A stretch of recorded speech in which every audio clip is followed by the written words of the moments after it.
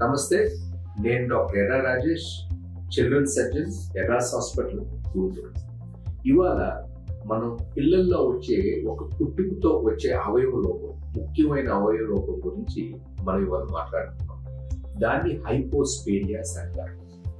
హైపోస్పేడియాస్ ఏంటి? What is హైపోస్పేడియాస్? హైపోస్పేడియాస్ అంటే పురుషాంగంలో ఒంటేలు పోసుకునే రంధ్రం నార్మల్గా టిప్లో ఉంటారు. అలా కాకుండా ఆ పురుషాంగంలో ఆ చివరిలో కాకుండా కింద నుంచి ఒంటేలు పోసుకునే రంధ్రం ఉండి కింద నుంచి ఒంటేలు కనుక వస్తున్నట్లయితే దాన్ని హైపోస్పేడియాస్ అంటారు.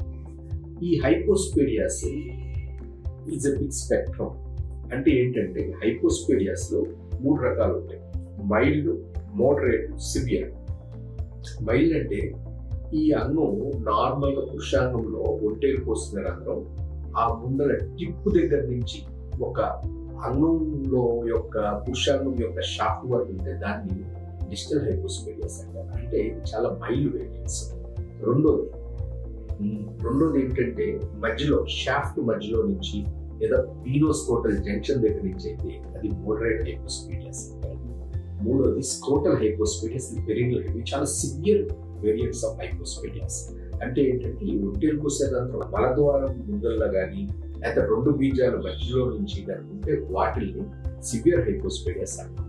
హైపోస్పేడియాస్ లో మూత్రనాళం కింద నుంచి ఉండడంతో పాటు అంగం పురుషాంగం చాలా బెండ్ ఉంటుంది. నార్మల్ గా 10 degrees వరకు బెండ్ ని మనం యాక్సెప్ట్ చేయొచ్చు.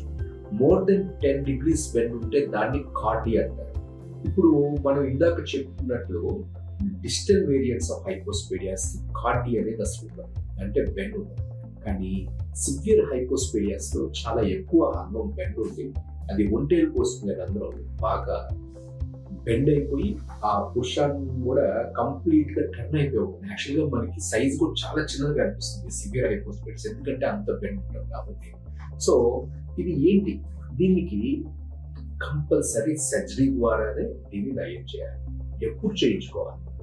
పిల్లలు స్కూల్కి వెళ్ళేసరికి వాళ్ళు ఈ ప్రాబ్లమ్ని నయం చేసుకోవాలి. ఎందుకంటే ఇప్పుడు ఈ మగ పిల్లలు ఒంటేలు పోసేటప్పుడు పక్కన పిల్లలు కూడా వీళ్ళందరూ కలిసి పోసుకుంటారు. వీళ్ళు మానసికంగా కృంగుబాటు కాకుండా వీళ్ళకి ఏదో లోపం ఉందని తెలియక ముందులే దీన్ని నయం చేసుకోవాలి. ఎందుకంటే వీళ్ళు టాయిలెట్ పోసినప్పుడు అందరికీ ముందర నుంచి పోస్తూ ఉంటారు. ఇక్కడ ఈ పిల్లలు ఏంటంటే పోస్తుంటే కింద నుంచి వాళ్ళ కాళ్ళ మీద పడతా ఉంటాయి. పక్కన వాళ్ళు ఎగతాళికి గురయ్యే అవకాశం ఉంటుంది. వాళ్ళకి మానసికంగా వాళ్ళకి ఇట్లాంటి ఇబ్బందులు లేకుండా తల్లిదండ్రులు వీటిని ముందుగానే పీడియాట్రిక్ సర్జన్ సంప్రదించి నయం చేసుకోవాల్సి ఉంటుంది. దీంతో పాటు ఇంకోటి ఏంటంటే ఈ చిన్న వయసులో కనుక దీన్ని నయం చేసుకుంటే వాళ్ళకి అసలు మానసికంగా ఈ ఇంపాక్ట్ అనేది ఉండదు. అసలు ఎందుకు చేయించుకోవాలంటే ఇదే కనుక అంగం కనుక సరిగ్గా లేకపోతే వాళ్ళు రేపు సంసార జీవితంలో చాలా ఇబ్బందులు పడతారు. సంసార జీవితంలో ఇబ్బంది పడటమే కాకుండా వాళ్ళకి సంసారం చేసుకునే యోగ్యత కూడా ఉండదు. ఎందుకంటే అంగం కనుక సరిగ్గా లేకపోతే సంసారం చేసుకునే మార్గం అనేది ఉండదు.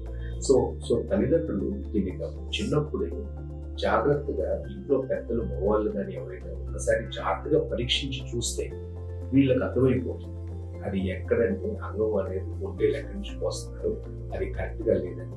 అది చూసుకోగానే దగ్గరలో ఉన్న పీడియాట్రిక్ సర్జన్ కనుక సంప్రదించినట్లయితే వీళ్ళు కంప్లీట్ గా గైడెన్స్ ఇచ్చి వీళ్ళకి ఎప్పుడు చేసేది ఎప్పుడు చేస్తారు. వీటిలో ఇప్పుడు మనం చెప్పుకున్నట్టు 2 రకాలు చెప్పుకున్నాం. ఒకటి మైల్డ్, తర్వాత సివియర్. దీన్ని ఎన్ని స్టేజ్లో చేయాలి? 1 స్టేజ్లో చేయాలి, 2 స్టేజ్లో చేయాలనేది ఆ బెండ్ని బట్టి ఒంటేలు పోసుకునే రంధ్రం ఎక్కడి నుంచి వస్తుందనే దాన్ని బట్టి డాక్టర్ పీడియాట్రిక్ సర్జన్ ఆ వంకను తొలగించిన తర్వాత అప్పుడు నిర్ధారిస్తారు. సింగిల్ స్టేజ్లో అయితే హాస్పిటల్లో 5-6 రోజుల్లోనే చేసేసి డిశ్చార్జ్ చేయడం జరుగుతుంది.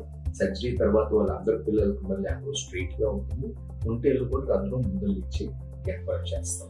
సో అప్పుడు వాళ్ళందరి పిల్లలకు మళ్ళీ నార్మల్ గా వాళ్ళు స్కూల్కి వెళ్ళే టైంకి శుభ్రంగా చేయించుకోవచ్చు. మేము సలహా ఇచ్చేది ఏంటంటే తల్లిదండ్రులకి 6 నుంచి 18 నెలల లోపల ఇది వైద్యం కనుక చేయించుకుంటే వాళ్ళకి అసలు ఇంపాక్ట్ అనేది సైకలాజికల్ ఇంపాక్ట్. ఇప్పుడు ఇదే సివియర్ వేరియంట్స్ మాత్రం 2 స్టేజ్లో చేయాల్సి ఉంటుంది. వీళ్ళకి ఒక ఫస్ట్ స్టేజ్ కి సెకండ్ స్టేజ్ కి 6 నెలలు గ్యాప్ ఉంటుంది. ఈ ఫస్ట్ స్టేజ్ లో ఏం చేస్తామంటే ఫస్ట్ ఆ అంగం బెండ్ తొలగించేస్తాం. ఏదైతే అంగం వంకర ఉందో దాన్ని మొత్తాన్ని తొలగించి అది ఫస్ట్ స్ట్రైట్ చేస్తాం. దాన్ని ఆర్థ్రోప్లాస్టీ అంటాం, అంటే కార్డి కరెక్షన్ అంటాం. రెండో స్టేజ్ లో యూరిథ్రోప్లాస్టీ, అంటే ఒంటేలు పోసిన నాళాన్ని ముందరకు జరుగుతాం. ఇది సెకండ్ స్టేజ్ లో చేస్తాం. సో ఈ విధంగా చేసినట్లయితే అందరు పిల్లలకు మరియు వీళ్ళు శుభ్రంగా నార్మల్ గా సెటిల్ అయిపోతారు. వీళ్ళకి సంసారం యొక్క ఇబ్బందులు ఏముండవు. తర్వాత ఒంటేలు పోసుకునేటప్పుడు కూడా ఇబ్బంది లేకుండా శుభ్రంగా అందరు పిల్లలకు మరియు నార్మల్ లైఫ్ గడిపే అవకాశం.